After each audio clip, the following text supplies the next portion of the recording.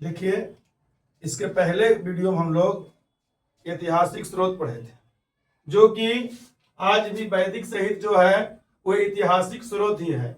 और ये टॉपिक इतिहास का बहुत महत्वपूर्ण टॉपिक है और एग्जाम के दृष्टि से भी बहुत महत्वपूर्ण टॉपिक है। इससे जो है इसको निपटा लेंगे तो ये वैदिक साहित्य से खास कर क्वेश्चन एक भी ना छूटेगा, छूटने की संभावना ही नहीं है ना। ठीक है, आइए अब हम लोग देखते हैं कि ये वैदिक साहित्य क्या है।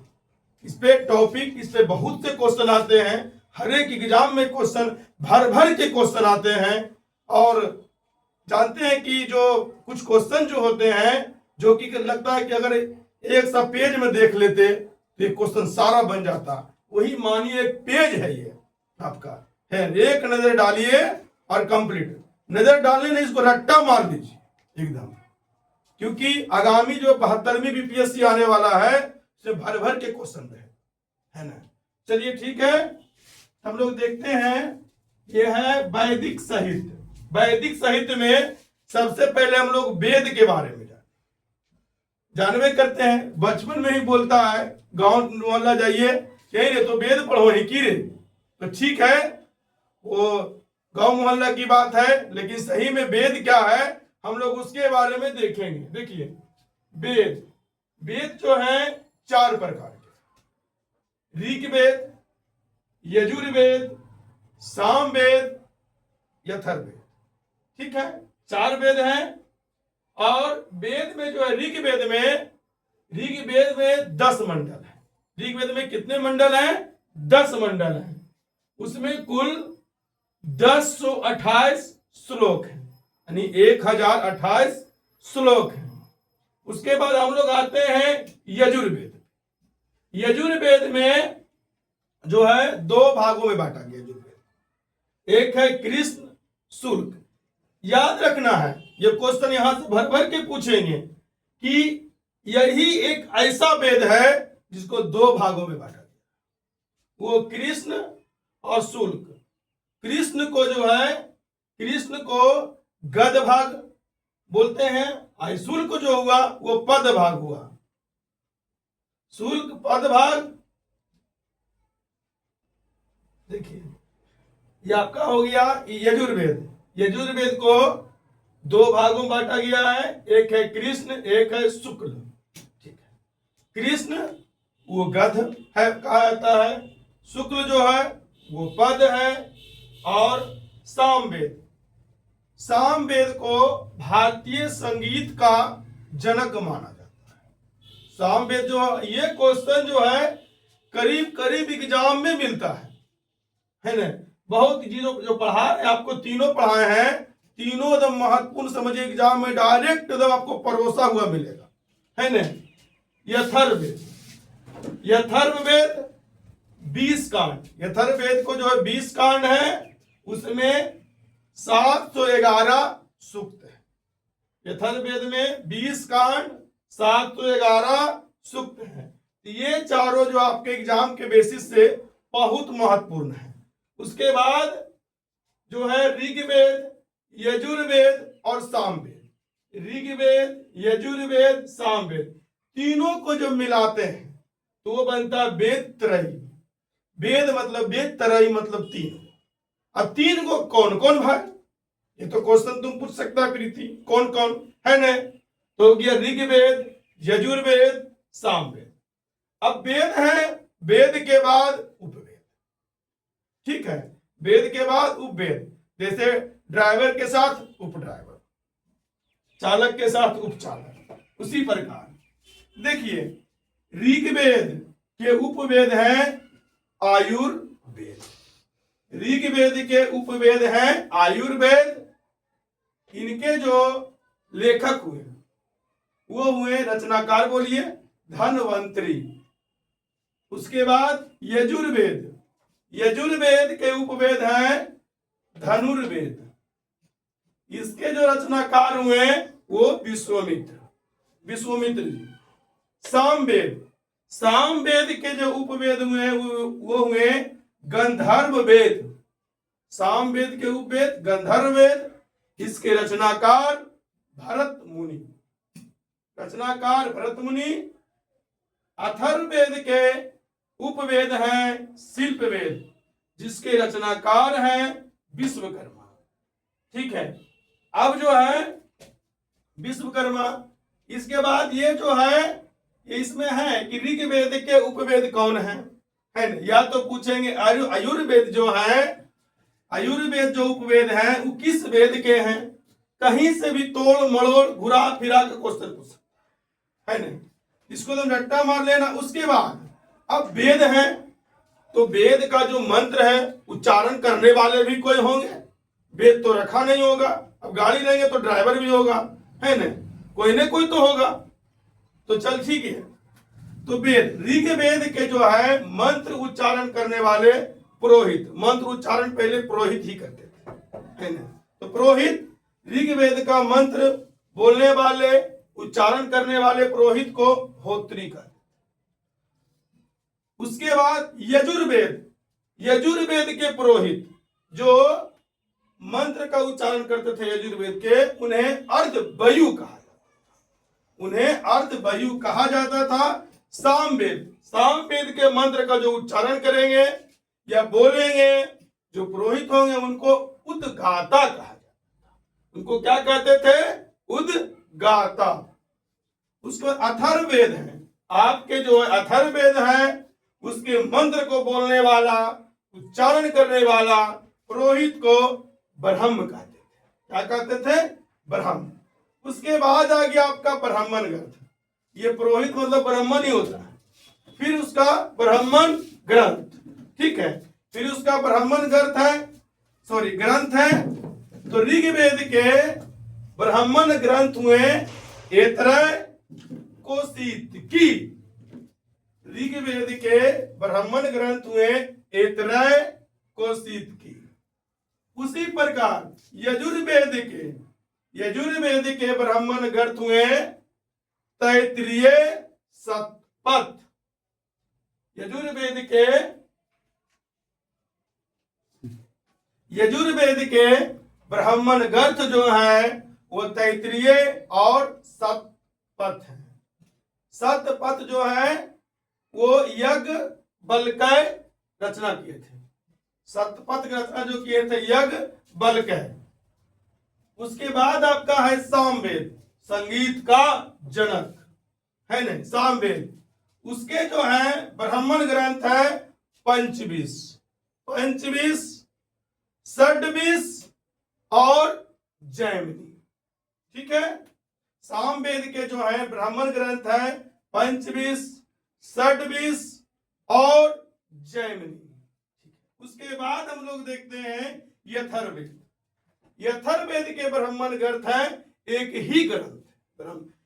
ही ब्राह्मण ग्रंथ है गौपथ। इसमें जो है गौपथ जो है बहुत बार एग्जाम में आ चुके हैं कि ये गौपथ ब्राह्मण ग्रंथ जो है वो किस वेद के हैं, तो अथर्ववेद के हैं। ठीक है, ये एकदम रट्टा मार लेना है, एकदम एग्जाम में डिट्टो यहीं से छपेगा, है ना। अब आगे देखते हैं ऋग्वेद के जो है अर्णक भी कुल थे, जो कि जंगल में लिखा गया था। अर्णक,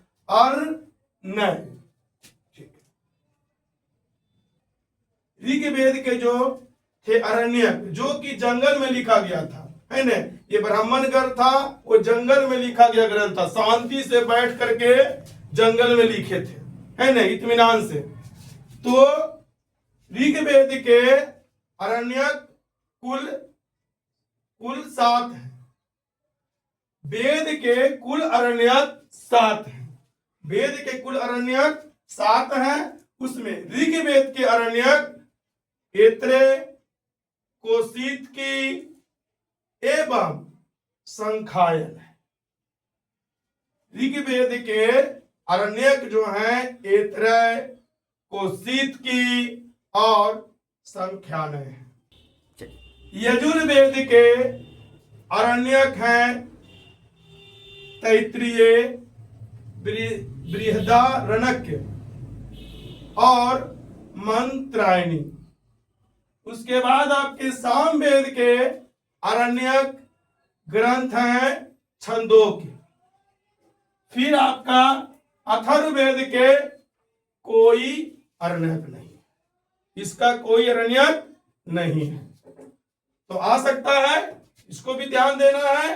अब हम लोग पढ़ेंगे जो गुरु के समीप बैठकर लिखा गया।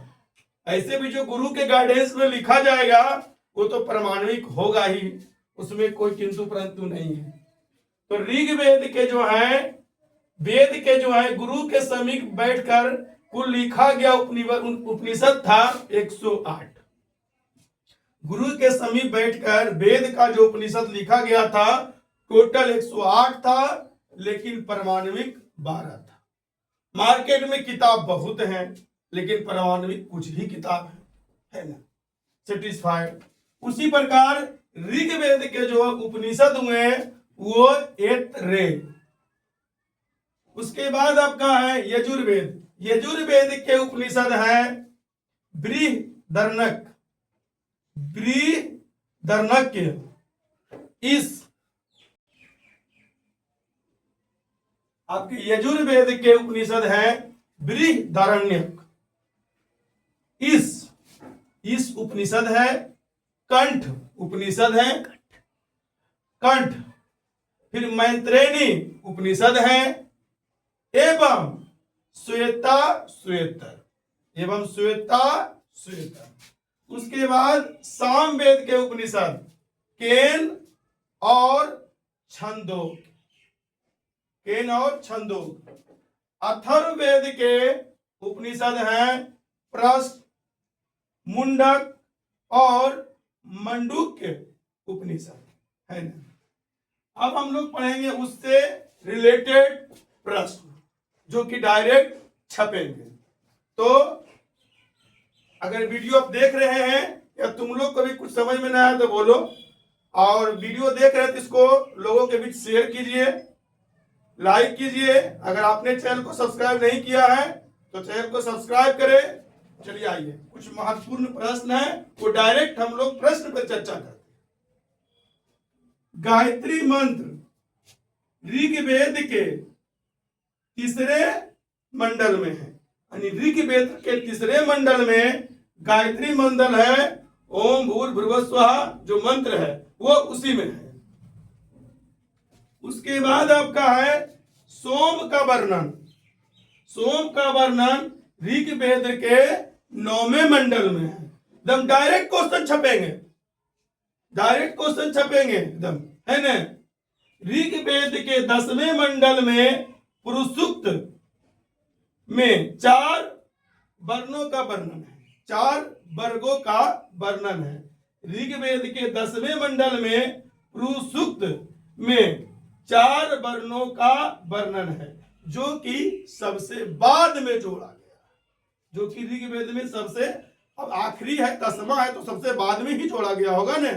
10वां है जो कि ऋग्वेद के 10वें मंडल को के पुरुष सूक्त में 4 वर्गों का वर्णन है, जो कि सबसे बाद में जोड़ा गया।